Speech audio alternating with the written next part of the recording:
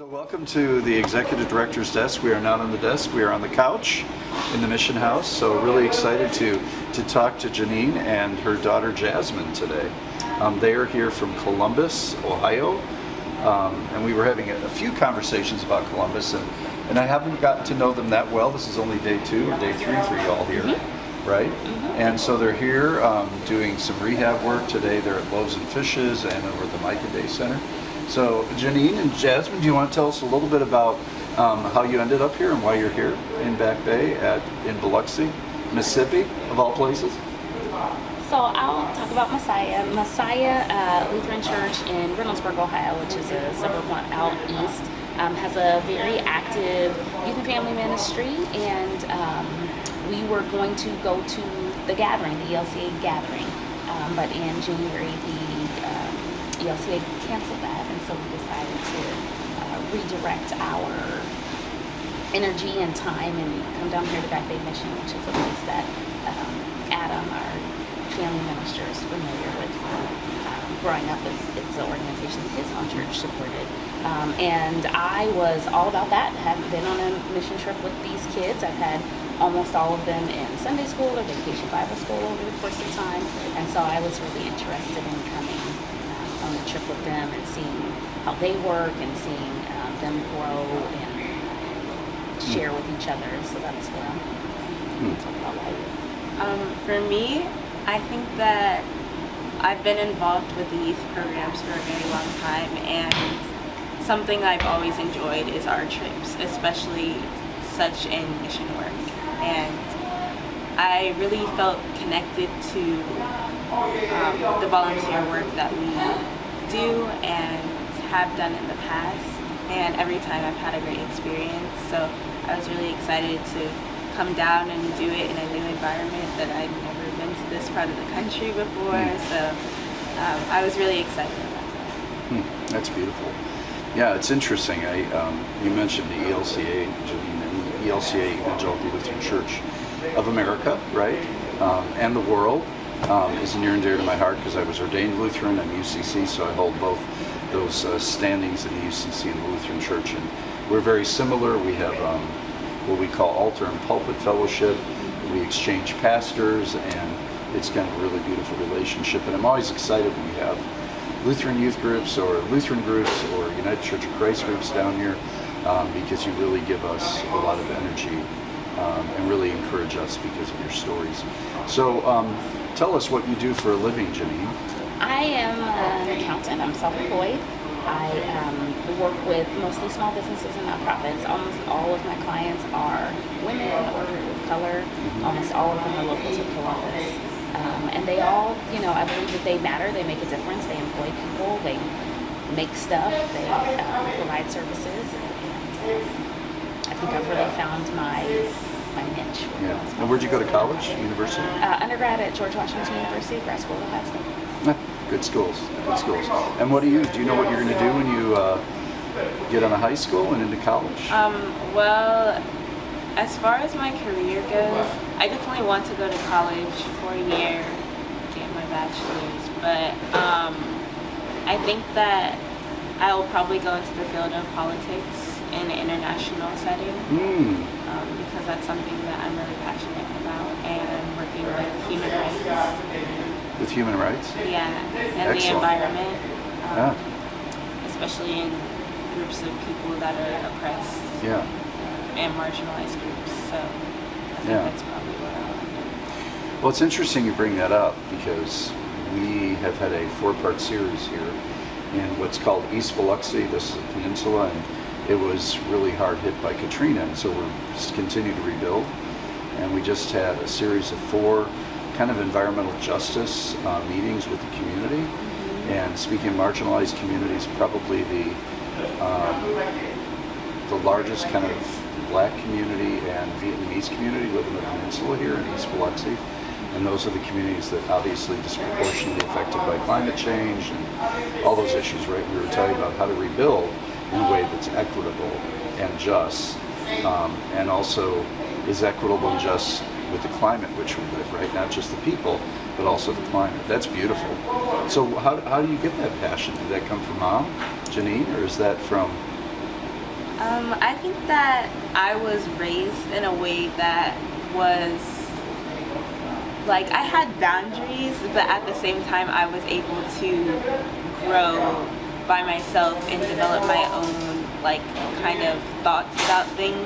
And my parents are like, oh, I'm the parent, you have to listen to me. It's like there's like I'm allowed to disagree with them sometimes, and they allow me the space to, you know, develop my own And thoughts discover your about path. things. Yeah, Wow. exactly.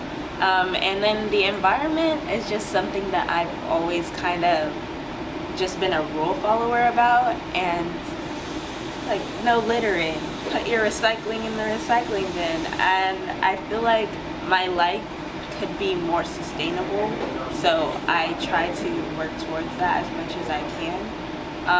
And I think that really we just need to spread the accessibility to living a sustainable lifestyle, because some people just don't have recycling bins. Like for example, at my school we have recycling bins, but they throw them in the trash. So I think that we really need to just, you know, little things like that can make a big impact and difference, especially with how crazy the climate is now and the progression of the world, you know. Yeah, you know, and it's interesting because being here at Back Bay Mission, I lived in Phoenix for 7 years. Now, Phoenix is really kind of good about solar power, alternative power, right? And green power. Here, there's not a lot of incentives for that, so we're going to be building some tiny homes, hopefully for our unsheltered friends that are going to be completely solar powered. I would like to have one of the first solar powered not-for-profits here on the coast, because we had plenty of sunshine, we had plenty of wind too, right? Yeah. More wind than we probably want, so we could have wind energy, right? Those are alternative energies that we just don't. And if you look around our campus, we have recycling, but we don't. So it's kind of a thing, but kind of not a thing. Yeah. And it wasn't a thing in Phoenix. It's actually a bit more of a thing here. So we're trying to do that work ourselves as a not-for-profit, to be as just, as equitable as we can, to tread lightly on the earth, right? Yeah. Especially because we all know that the environment's fragile. And we kind of think, you know, we as people of faith or Christians, in the past we used to think we're here to dominate the earth, right?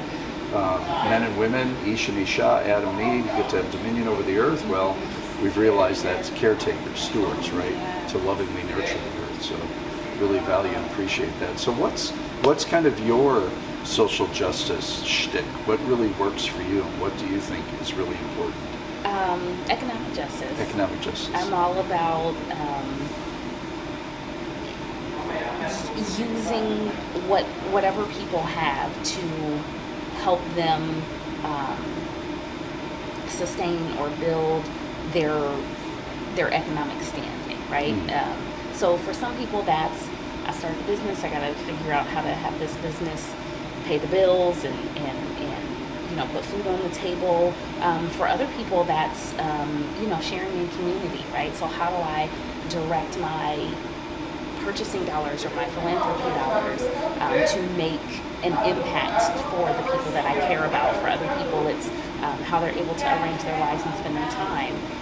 I have a very good friend that works at the YWCA Family Shelter in Columbus, and she really is a strong, caretaking, hardworking, loving person, and she really sows into the families that she gets a chance to work with there. So for me, I mean, I come from a family of social justice, civil rights warriors, and Kind of knew that. First time I talked to you, yeah. and each in their own path. You know, some pastors, some politicians, some organizers, some educators, some musicians. So everyone sort of has. I always say everybody has a place in the fight. My husband is a police officer. He's actually a sergeant that's in charge of recruiting for Columbus Police, right? So that path, that thread, everybody's got a place in the fight. And so some people become officers, some people work on environmental justice, some people run for office, some people file taxes, you know? Yeah. Everybody's got a place in the fight. That's beautiful. Yeah, that our theme this year and for our 100th anniversary is making good trouble. A nod to John Lewis. Right? John Lewis, and because Back Bay's been involved in that, and for me too personally, that's really been the trajectory of my life. Because back when I was doing campus ministry in the Lutheran tradition, I took students on trips like this, right? And we talked about economic injustice, and we talked about poverty, we talked about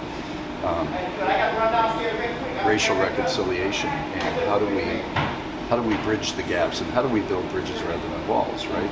And so I think that's really incredibly critical work, and everybody kind of does that work in their own way. Could you imagine though if everybody really had a mindset of equity and justice, right? And really looked at the world through that lens. And one of our goals here, since I've been here, we've kind of written into our strategic plan, our strategic priorities, is that everything we do will look through the lens of racial equity. And that's really been interesting to see. Our board of directors, which is national, our board president is in Columbus, Ohio, for Back Bay Mission. Goes to one of the UCC churches there. Was Lutheran actually too. So she, she's really engaged in that. We're all really engaged in that as a community here. That's a big part of our challenge, as well as equity for people that are homeless. And home ownership used to be the dream in America, not so much anymore, right? Who can afford a home, especially as home prices rise? And so we're looking to what is affordable housing? Is affordable housing for folks living in poverty? Does that mean rent or does that mean own? And how can we make that happen for people, whatever they choose? So it's really critical.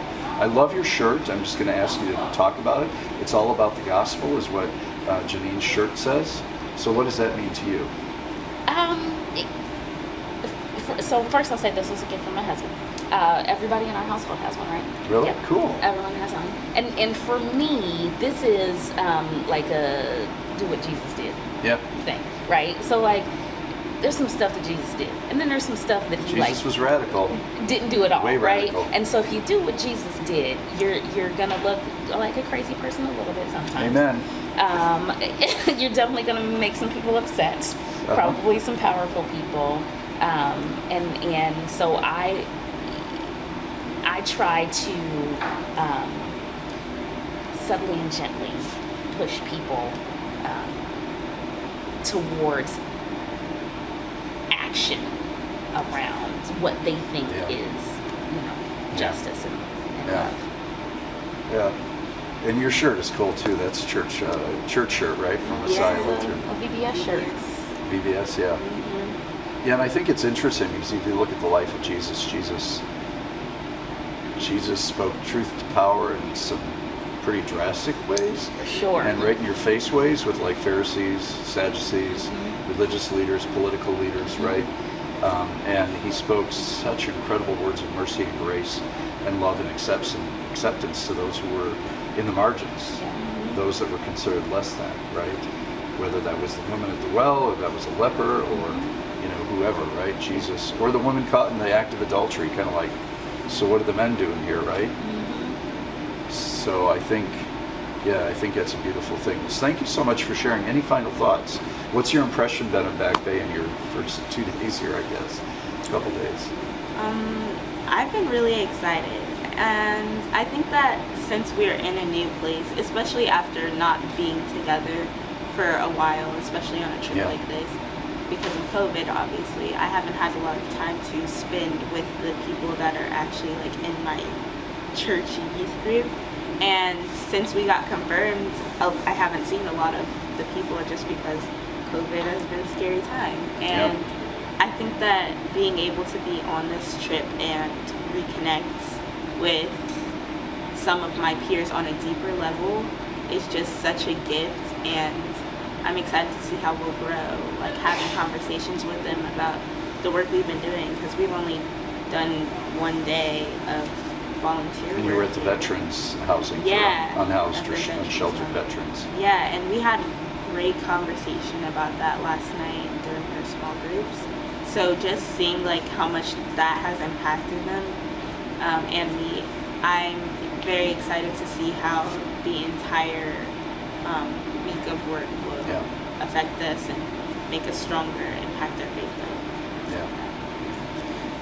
Yeah, what the group's been doing from Columbus here, the youth group and their sponsors, is working on we have 8 units for homeless veterans. So you've been preparing 2 units, right, for new homeless veterans to move into. We work with VA here, and it's a great partnership and just really important work. So appreciate what you've done there to make those homes ready, right, for individuals that are unhoused. And I think you're going to help with Loaves and Fishes today, okay, which is the feeding program here. And just grateful for your time here. Thank you. Yeah, and keep on keeping on, right? Yeah. Okay, thank you. Thank you. Appreciate it. And thank you for joining us today. As always, continue to support Back Bay and support amazing people like this who come down and do the good work of justice and equity. So thank you.